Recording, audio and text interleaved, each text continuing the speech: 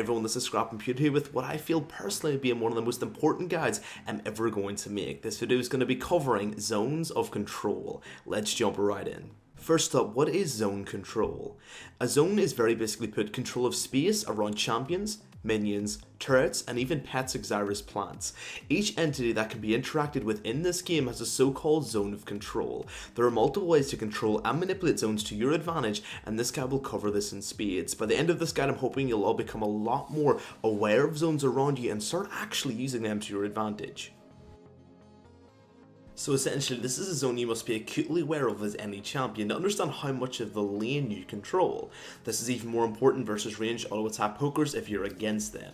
As you can see, if my enemy sidesteps inside of my zone of auto-attack control, they're immediately open to being auto-attacked by Vayne. As you can see, I'm auto-attacking them, reinforcing my zone to ensure that at least keep that much of a difference away from me, 550 range. Hence, I'll avoid this zone of control, especially if I'm ahead. I will cover this more in detail. This is just the very basics now. Basic melee auto attack zone. Now let's look at another example. As you can see, we have an Aurelia at level 1. Without an ability level, this is her zone of control. It's a lot lower than Vayne's range control name, but it's more powerful. A melee damage dealer until very late game will do far more damage if they can get that range within their enemy. But for this, they've got less range and accessibility of this damage. If you look at this in comparable terms, Team Will, this places Aurelia in a bad spot in terms of her ability to zone. This can change, but I'll cover this in an example later. Now I've covered the basics auto attack zones, let's move to more important topics. Ability zones. An ability zone is a zone around a champion in which they can make use of an ability to generate a zone in itself. It's kind of similar to auto attack zones, except it's attached to an ability which has to be leveled and of course has to be up, and they appear and disappear depending upon use. Let's use an example below of Veigar mid lane zone. First up, he has an auto attack zone of a static 550, but for this example, just this one, let's completely ignore it and let's move on very quickly. I just wanted to say that it is there. So level 1, without having an ability leveled, he has no zone ability at all, because he's no abilities to do anything towards anyone, hence it's not a zone. Now below he puts a point into his Q, as you can see, and as we can see, we get a reaction of a new zone range around our champion appearing. As you can see, our zones have grown with the Q. Now we did a 550 auto attack zone, but now that's grown to 950 range compared to our 550 auto attack. This has already increased our zone. At level 2, Veigar now gets a point in his W, Dark Matter. This new ability and its range is shown below, hence zone range is shown below. This zone is smaller than the Q's but is still prevalent. Finally he gets a point into his E. This once again creates another new zone where he can cast it. Now look at the size of this zone range. It's quite commanding, but only while these abilities are up. Let's cover that. Adaptation of Zones. Looking at the Veigar example again, I'll show how zones vary. First up, we have 4 current zone ranges: auto attack, our Q, W, and our E. These are the only zones assuming they're up. As you can see, I use my Q, and the zone of my Q is completely removed 100% and has went grey, representing that it is gone now, because the ability is not up. It's not real anymore. I can't do anything in the zone anymore. It's no longer of zone of control anymore. Inside of this zone, I can't do anything to my enemy which normally held that zone, and my enemy can walk inside of that old zone without panic now that the Q is down. But we still have our W and E still up. My zone has been weakened by the use of one of my abilities, basically put, hence my ability to zone and inflict pressure inside of that is completely removed because the ability is on cooldown. And let's say a second later I use my W after my E has been used. So as you can see, I use both of these abilities. And once again, they both get temporarily removed because they're now on cooldown. This means all of my abilities are down and only my auto attack is up. And once again, the auto attack doesn't really matter because I'm a caster. We went from our original 550 range, which extends up to 950 with our Q, and then after that, it went to 900 range with the use of my W, and finally left up to 700 range, which I used as well. After using all of these, as you can see, they've been grayed out. I have no zone at all beyond my auto attack, which is an exceptionally weak zone, so it can be almost immediately ignored. This puts us as an issue because we have now no longer zoned to threaten anyone off or just inflict any pressure upon our enemy. Hence they have a small window in which they can come inside this zone and destroy our Enos. This isn't all bad though, the lack of zone is only temporary. During the next 14 seconds I have a lack of zone, but as you can see, one after another, the cooldowns come back up and I get my own zone of control back on my abilities as they progressively come up. I had to wait 14 seconds for this to happen for all of my abilities, but each individual ability comes up after a certain set of time. This is only specific towards Veigar. Each individual champion has different cooldowns. This entire example is showing that all champions after the use of their abilities have a defective zone control once these abilities have been used. Dynamic zone pressure number 1. Okay, this section is going to cover a little bit more complexities inside of pressures. This one's going to start basic, but then it's going to get more and more complex. So for the first one, we see Veigar's example abilities being used and the static range being applied, but let's add a little something. Although Veigar's seen below at level 1 only has his Q as a static zone, but he can actually change this static zone. It's not all the same. Veigar's potential zone can be changed with the use of flash. So as seen below, if we calculate in flash with the Q, we can actually visually see a zone. This, for those of you guys that miss flash plays, this is the reason why. You don't understand the ranges of the zones. We can easily extend the range of the zone if we need it desperately by just using flash. Zones are only static in normal scenarios. When you need a larger zone, you may have to calculate in flash. This formula works well with any champion. Just extend the range with the use of flash when you're vulnerable. Simple concept, but one you have to take into account, especially if your champion is Kassadin or anyone else who has a lot of mobility naturally. This calculation is used more commonly set with those mobile-based champions. Dynamic zone pressure number 2. The example at the start of the video with Aurelia is a good representation, I feel. Aurelia has a low range with her melee, but it's strong, so if she can get inside your range of zone, she can dominate you. So normally speaking, this is too difficult, but she has got a trick up her sleeve. Her Q, Blade Surge, which can be used to jump to an enemy inside of their zone within melee range so she can dominate. But in this example, her enemy knows the range of the Q and is respecting it.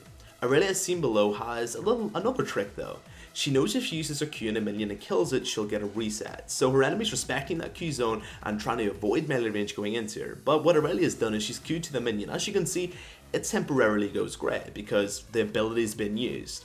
But after the kill, because of Aurelia's Q specifically having a reset on it, means it comes back up. Which means I get all of this distance, nearly double the distance for free, which of course my enemy generally doesn't suspect, and this is a very common Aurelia trick.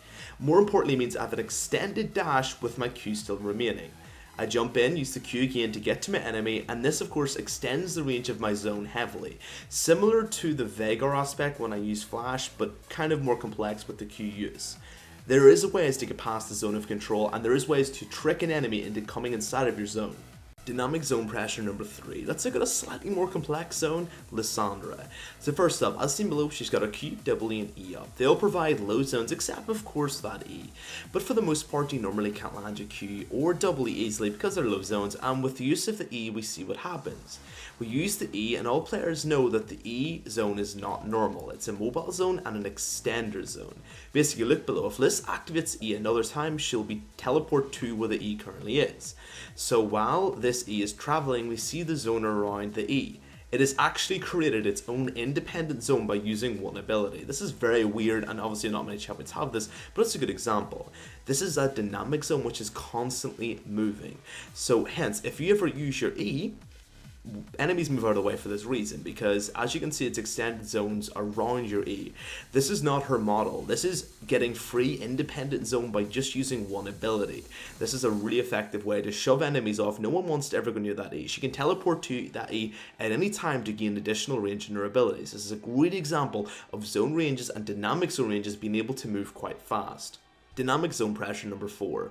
A final dynamic zone pressure is the application of AoE or lingering abilities that provide a temporary zone. Really important and very common in League of Legends. So seen below, Vector uses his W. Although this removes the W as an ability around himself, and the grey out of course symbolizes it being used, it actually projects it from its champion to a new range actually out in Summoner's Rift.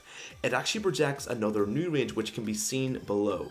It literally is applied downwards towards the ground, and from there your enemy cannot walk inside of this anymore. Well, they can, but there's obviously repercussions to that. From here you can see that you can actually apply pressure outwards without actually using abilities. Static ranges on abilities are a lot more common obviously, but lingering AoE abilities are also decently common themselves, and you have to respect and be able to be zoned by them. Certain abilities provide lingering zones around them which can be used to, well, control laners' movement, control enemies' movement, zone off parts of fight, zone enemy zones from getting inside your zone. There's multiple applicable uses here. Just remember that abilities used on the ground that have lingering effects provide their own zone in themselves. Minion Zone fundamentals, really, really important. Minion Zone. Minions also provide a strong zone of control themselves, especially start game. Look at below for a simple example. When I run in front of these minions, they acquire a target and I get absolutely shredded. Their zone of control is as seen below. You can basically, they have their own little small range. Now, the zone disappears in the next example where the minions now have a target because I've backed off. They've reacquired a target and they won't attack anyone else until that target is now dead. So I'm not at risk. Hence, the zone is no longer going to affect me unless all those minions die. Minions and auto attacks. Although the previous example is not always true, when you auto attack an enemy with only an auto attack, you get minion aggro as seen below. So as Asha auto attack the enemy, and all of the minions as seen below are now re-aggroing towards me. I'm now taking damage from these minions, which have basically strengthened my enemy's zone of control. Now they have more free damage, making it harder for me to win. And since I'm now inside of although that minion zone was originally stagnant and not even doing anything towards me, as soon as I auto attack an enemy, it strengthens my enemy zone because I've now got the zone of the minions as seen below and the champion zone, which means essentially I'm going to die. I will lose that fight.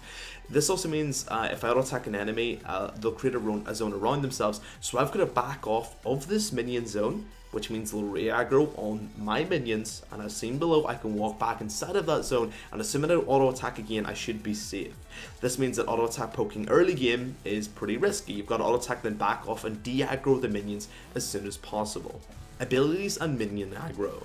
Now, an important point, using abilities in an enemy will not, I repeat, will not draw minion aggro. Abilities do not draw minion aggro at all. It doesn't matter if it's physical or magical. No ability that doesn't include an auto attack will not draw minion aggro. Sorry for repeating it, but it's really important. So as you can see, the ability used to basically hit an enemy here doesn't get us any aggro. So we get free damage, and of course, we also get a stronger zone around ourselves that we don't have to leave. So if I run forward and use an ability on an enemy, I don't draw any minion aggro, which means they don't get a double zone pressure like in the previous example, which means I get free damage. This is the reason why mid lane is generally a bloodbath, because people for the most part can use abilities, poke each other, and there's no repercussion, whereas bot lane's a little bit more farm orientated because they're auto attack orientated. This means that if you want to avoid minion zone and damage, try to avoid the use of auto attacks. Minions and fights. With any lane fight and mainly melee champion laners, minion aggro can make or break a lane with the amount of aggro you can take, and usually, I'm not joking, is the main reason why bruisers will win an all-in as early as seen below. So I literally can't explain how important this is, especially if you use melee laners. Drawing aggro like that early game is really dictated on who can kite each other out. So look at the percentage damage amount at level 2 if I fight someone at melee range. So this is a fight below, and as you can see, we both draw minion aggro, but in this example, I chase my enemy instead of their minion aggro. They drop a bit, but I'm still fighting inside of the minions, and look at the percentage damage by minions. It's huge. It literally single-handedly lost me the fight. If you're fighting an enemy, try and draw them into your minion aggro and strengthen your zone so you get more damage off them. Whoever backs inside of their own aggro will get more minions to be more of their minions to attack, and they de-aggro the enemy minions as seen below, which essentially means you get more free damage because they're inside of your zone of control, and your control has been strengthened because you're inside of your own minions and more attacking your enemy, which for the vast majority will usually win you fights, especially early game. Mid to late, this isn't so important, but start game, this literally wins you fights. Try and draw an enemy inside of minions if you can. Okay, so let's cover the basic fundamentals and understanding zone pressures, how you can apply zone pressures, now the actual strategies involved and how to basically abuse these in a couple of different ways. Now these are really standardized strategies, but understanding them, how to counter them is really important. These tactics will instantaneously increase your ability to control lanes, to get more kills, and to basically shove a laner out and control an advantage like you never did before. Very important, let's get right in. Zoning tactics. Push waves heavily. First off, a tactic abused by higher level players predominantly. If you have a hard push, your minion wave will generate a massive minion wave behind you basically. This means that it has a large amount of zone advantage. You can see what happens to me in a normal wave. Previously you've seen that I died just fighting in a normal wave. Now imagine what happens in a big wave. This is for the most part and most important in mid and bot lane due to basically auto attacks being used quite a bit. As you can see, I have a massive minion wave, which means at any time my enemy can't fight me inside of that minion wave or even near it because they'll lose instantly. So if you're losing and you push a minion wave heavily, you'll basically get yourself an advantage and be able to dominate really easily. Drawing enemies into minion aggro. So basically, I've already mentioned this one. You know minions have a large zone and aggro if you auto attack an enemy within them. This strategy goes deeper than that. If you're fighting an enemy, do damage while running back into your wave. Make it look like you're on the back foot. If they fight inside of your minion wave to some degree, the enemy minions, a couple will de-aggro and they won't attack you, but most importantly, your enemy will draw every single drop of aggro from all of your minions, giving you a massive zone advantage instead with your minions. This is a simple but seemingly forgotten strategy for some reason and very good to get early kills. Bush aggro. If I auto attack harass as an enemy support, I draw aggro, and this can be hard to de-aggro without walking halfway out of the lane. To counteract this on minions, a cool way to both harass and remain safe from enemy aggro is the use of bot lane bushes, or top lane bushes, or whatever lane you're in. So for example, as seen below, I auto attack my enemy, and for the most part I gain aggro.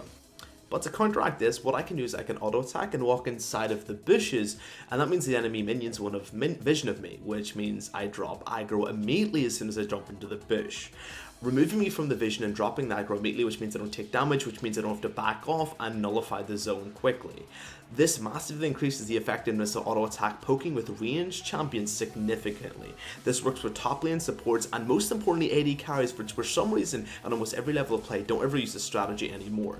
This is more prevalent in seasons 1 and 2, for some reason it just isn't used anymore. Poke and then back into a bush is a really good way to get yourself plenty of free damage and not pick up aggro for it.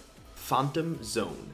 Now this is a massively important concept that many lower level players never really understand, which hopefully this should help. You can use the bushes as a phantom zone. So I'll try to explain this. As seen below, we have a normal zone of a Karma who basically has a regulated zone of her abilities. We all know them. Now we see the champion beside the bush, so we know how large Karma's zone is as seen below. As we can see the champion and know how much range she's got, so we know how to avoid getting hit by our Qs. Now when we go inside of the bush, as seen below, we get what's called a phantom zone. And it's not a real zone, but it is theoretically real. As we don't know where Karma is, our enemy Karma is, we have to project her possible position and put a zone around the bush where she could be. Now looking at this is pretty annoying.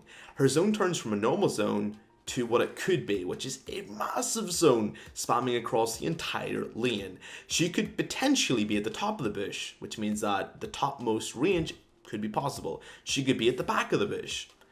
We don't know. We have no vision. So because of this, we are zoned entirely of this massive range. This is the reason why I'll go into the strategy how to counter this. This is the reason why knowing how this zone works and knowing how to counter it is vitally important. This is also used by blitzcranks to basically stand in a bush and they could sit there and spam the laugh key and control the entire lane just by sitting there. Countering Phantom Zone. This tactic, although amazing, is got a lot of counters to it, two main counters, and thankfully if you're ahead, they're not really great counters anyway. Number 1, rush them. If a support tries to apply zone by themselves and overextend, rush into the bush, and if you're stronger, you should be able to rush the bush and force a trade, and it won't be zoned at all. You can only really zone someone if you're ahead, if not they'll just run in and kill you. If you're in a bad position, you can easily just rush through this zone of control. If you're a lot stronger than your enemy, they can't do this. It's actually physically impossible, so it's really important to remember. Rushing them is a way of countering it though. Number 2, ward the bush. This is an immediate counter. So if in the bush, if we don't know where the enemy is, if we just place a ward, we will see the range and we'll see where they're standing, and from there we know the true vision of their zone, not a theoretical zone of Phantom. Once a bush is warded, your enemy might as well be standing in the middle of the lane. You know the range of their abilities, you can see the abilities being used. So essentially it's completely removed the strategy. So just dropping a ward inside of a bush they may try to zone is a good way of countering them. Turret zones. Turrets of course have their own zone of control. If you go inside of the range of a turret after an original lockdown time, it will basically immediately attack you and of course throw a lot of damage upon you. Let's cover all the facets of this and how to basically use it to your advantage, and of course how to avoid disadvantages. Extending your zone. You or of course your enemy can be used to increase the level of your zone space. As seen below, I've used the turret to increase my normally small range in Darius to a more commanding size, all thanks to my turret. This can be used to easily zone off enemies and give me less pressure while CSing under the turret. So versus a really strong melee based champion, try and CS inside of the range of your turret and abuse it, so if they hit you they take a turret shot for their effort. This is a pretty simple way of trying to increase your zone, the strength of the zone and the size of the zone, especially if you're a low range champion. Overlapping turret zone. So the counter I previously mentioned is not always great. As seen below, we have a turret expanding outwards and envelops Darius. Me as a ranged champion are trying to get to him. Now thankfully, normally versus melees, Darius would be safe, but versus a ranged champion this is not the case. If you know the range of this turret, I can use my range as my champion to basically overvelop the range of the turret, and basically just beyond the turret zone still apply my pressure and easily ignore any damage the turret can put at me, which means that the turret is no longer a safe zone of control. This is a high level strategy, simple to do but a high level strategy and doing it perfectly, and it can allow you to really dominate a lane even when they're CSing under turret. This only works with a large zone of control, which most champions don't have. I just wanted to show it was possible to still apply zone to someone within the range of the turret. Just make sure you're all attacking just outside that range and using your zone to envelop just outside the turret and the champion. You can see my ranged champion overlapping this range of the turret with pretty much no drop back.